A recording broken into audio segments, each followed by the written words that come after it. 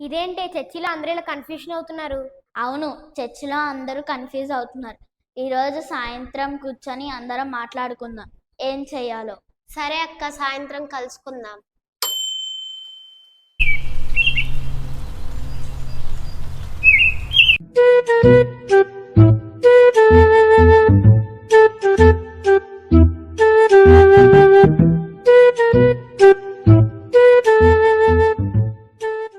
ఇప్పుడు మీకు మారే ఉద్దేశం ఉందా లేదా? వద్దమ్మా, నేను మారిపోతాను. మీ ఇంట్లో ఎక్కడ లేని పనులంతా నాకే చెప్తున్నారు. నేను చేయలేకపోతాను. నేను ఫస్ట్ మారిపోతాను. నేను మారనే. నాకు మీ ఇల్లు బాగా నచ్చింది. నాకు అడిగిందల్లా కొనిపెడుతున్నారు. నాకు ఇంతకన్నా ఏం కావాలి? నేను ఎక్కడున్నా దేవుని కోసం బ్రతుకుతా, కానీ నా బాడీ నాకు కావాలి.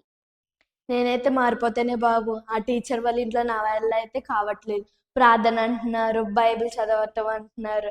నాకు ఎలాగో బైబిల్ చదవటం ప్రార్థన చేయడం రాదు కాబట్టి అలా అలా మేనేజ్ చేస్తున్నాను. దేవుడు మన శరీరాన్ని చూడడు, మన మనసుల్ని చూస్తాడు. కాబట్టి మనం ఎక్కడున్నా దేవుణ్ణి గణపరచాలి. అవునక్క, నువ్వు చెప్పింది నిజమే.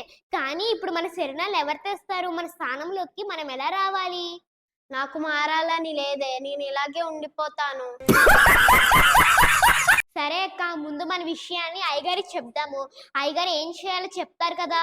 అయ్యగారు చెప్తే అయ్యగారైనా ఏం చేస్తారు పాపం. సరే, అయ్యగారికి రేపు చెప్దాం. ఈ రోజు నైట్ ఎవరింట్లో వాళ్ళు జాగ్రత్తగా ఉండండి. అమ్మా ప్రియా, నువ్వే సరిగ్గా ఉండాలి. సర్లే.